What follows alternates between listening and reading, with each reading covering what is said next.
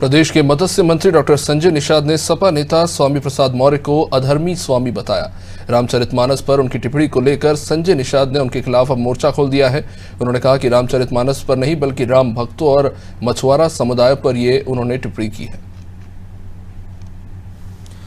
रामचरितमानस की कुछ पंक्तियों को लेकर जिस तरीके से काफी दिनों से विवाद चल रहा है, इस पूरे विषय में हम बात करेंगे। सरकार के मंत्री संजय निषाद जी हमारे साथ मौजूद है। सर, जिस तरीके से रामचरितमानस की कुछ पंक्तियों को लेकर निशाना साधा जा रहा है, लगातार उस पर गलत ठहराया जा रहा है, क्या कहेंगे इन शब्दों को लेकर?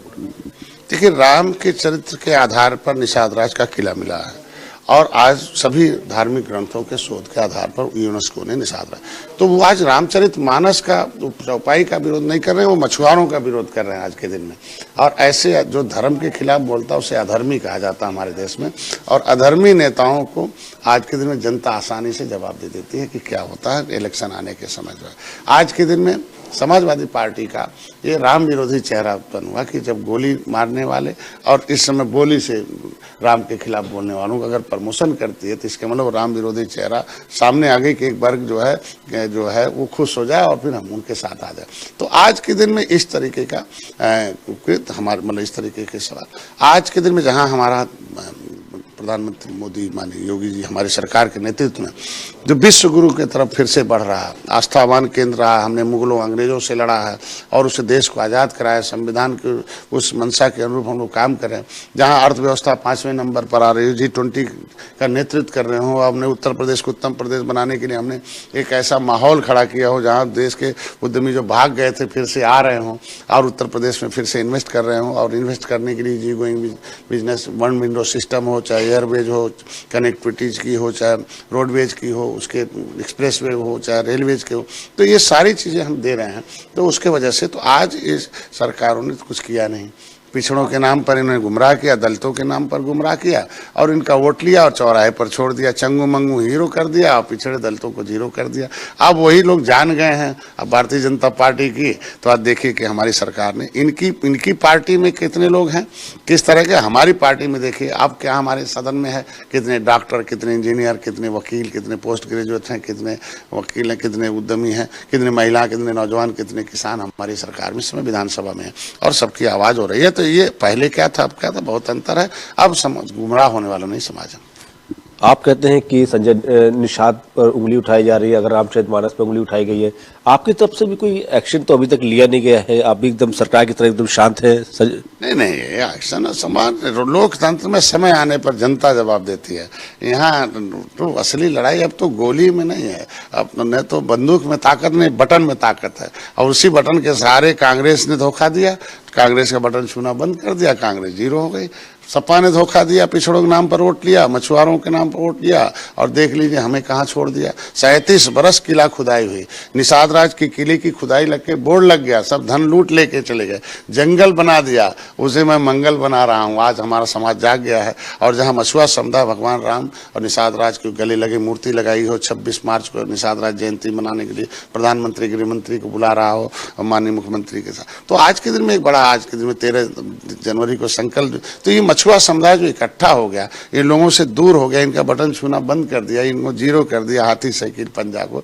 तो आज इनकी छटपटाहट वही है कि डूबती जहाज ये लोग डूब रहे हैं तो अकबक बोल रहे हैं। और इसके वजह से आज इनको तो बताया ना कि अगर ये कह रहे हैं तो यदुवंशी कहाँ हैं, आज के कृष्ण को मथुरा को हम सजाने जा रहे हैं, अयोध्या को हम सजा रहे हैं, प्रयागराज को हम सजा रहे हैं, काशी को हम सजा रहे हैं। जनता फिर भी कहीं ना कहीं थोड़ी सी नाराजगी उनके अंदर है कि भाजपा इतनी बड़ी बहुमत से सरकार बनी, इतनी पावरफुल ताकतवर सरकार है, जिस तरीके से रामचरितमानस पर उंगली उठाई गई, भाजपा आखिर शांत क्यों बैठी, क्यों मौर्य पर इतना ज्यादा कोई एक्शन क्यों नहीं लिया जा रहा है?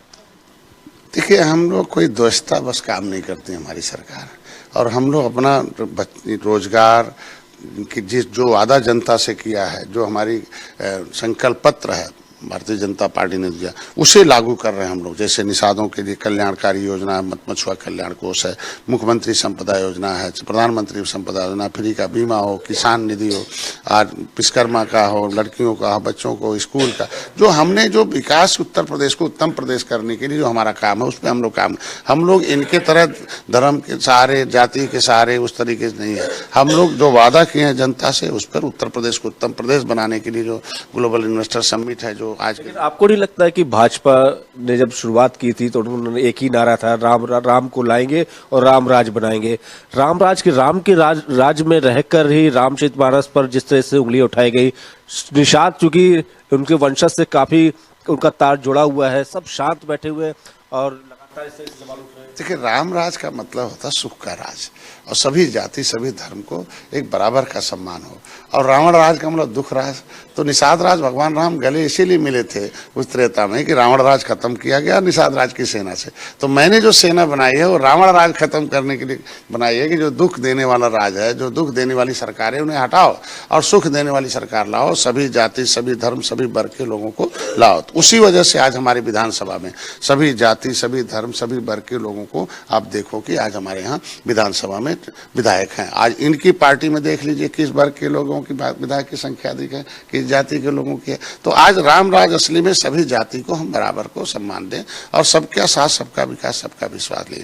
तो हम लोग उसके तरफ बढ़ रहे हैं, न कि कोई व्यक्ति उसमें इस तरीके से आता हो और उसका जवाब जनता देगी। जनता सब जानती, जनता होशियार हो चुकी है, क्या सही है क्या गलत है और क्या हमें करना चाहिए क्या नहीं करना चाहिए। हम लोग किसी के कहने से विचलित होने वाले नहीं हैं, इनके वजह से नहीं है। इनका समय आने दीजिए कि जब ये 2018 में 2019 में एक हो गए थे सपा बसपा, फिर भी हमारी 18% आबादी मछुआ समुदाय मोदी जी हुई साथ खड़ी हो गई। देखिए कैसी जीत हासिल हुई। 2022 में पुनः 37 बरस बाद आई। तो ये हमारा जो आबादी है ये मान चुका। और इस पर जो बातें अभी भी है उस पर कोई सवाल नहीं उठ पा रहा है। स्वामी प्रसाद मौर्य को लेकर FIR भी दर्ज हो गई हजरतगंज कोतवाली में, और स्वामी प्रसाद मौर्य अपनी बातों पर पूर्ण रूप से अटल है। उनका कहना मैं आज भी अटल हूं, कल भी अटल ही रहूंगा। इन पंक्तियों पर जिस तरीके से जो आपत्ति जताई है मैंने, उसमें कहीं भी गलत इसमें बिल्कुल नहीं है। यानी क्या कह सकते हैं कि राम राज खत्म होकर रावण राज आ गया है? देखिए, मौर्य जी की आवाज नहीं है, वो समाजवादी पार्टी का राम विरोधी चेहरा है। वो नहीं बोल रहे ना, वो तो समाजवादी पार्टी बोलवा रही है। और समाजवादी पार्टी में वो तो घाट घाट के पानी पीने वाले हैं। कभी बसपा में रहते कुछ और बोलते रहे, भाजपा में थे कुछ और बोलते रहे, तो आज जहाँ है वहाँ क्या।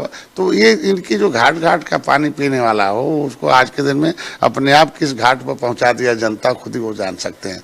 तो ऐसे लोगों का जवाब जनता समय आने पर देगी और सब कानून अपना काम करेगा। और कानून से आप देखिए किस तरीके से कानून का उल्लंघन करने वाले, धर्म के खिलाफ अधर्मी लोग जो थे उनके खिलाफ, और किस तरीके से भ्रष्टाचारी लोग हों, माफिया हों, जिस तरीके से ढेर सारे लोग रहे हों, दहशतगर्द रहे हों, किस घाट पर पहुंच गए हैं सब देखिए। और समय आने दीजिए, आपको समय समय। अखिलेश यादव को जिस तरीके से काला झंडा दिखाया गया था, पूजा जहां यज्ञ में जा रहे थे वहां उनको रोका गया था, तो क्या भाजपा नहीं चाहती थी कि वहां पर जाए? उनका अखिलेश यादव का भी कहना है कि भाजपा की नजर में कहीं ना कहीं मैं एक शुद्ध जाति से आता हूं, इसलिए मुझे वहां पूजा पाठ जाने से रोका गया। नहीं, वो तो अभी इस तरीके के जहाँ इस आस्था का शिकार हो 90% लोग भारतीय संस्कृति और सनातन धर्म को मानने वाले लोग हों, और जिसके सहारे मुगलों और अंग्रेजों से को लड़कर भगाया हो, देश को आज़ाद कराया हो, फिर से उसी जो मुगल समर्थक हैं उनको खुश करने के लिए इस तरीके की कृत किया जाए, उसका जवाब तो जनता देगी। और अब उनसे सवाल पूछेगी अब जनता। यादव पूछेंगे कि यदुवंशी हैं कि नहीं है, कृष्ण क्या है, कृष्ण को मानेंगे कि नहीं मानेंगे। आप जो है अगर इस तरीके स्वामी प्रसाद मौर्य को राष्ट्रीय सचिव महासचिव बनाने को लेकर क्या कुछ कहेंगे आप?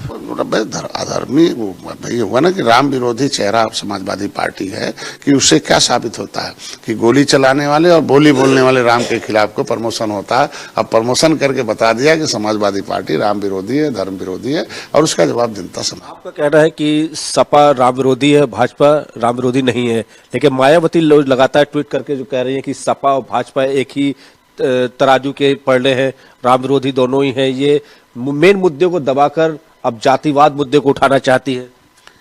30 साल तक हाथी साइकिल थी, दलितों को कहाँ छोड़ दिया, पिछड़ों को कहाँ छोड़ दिया।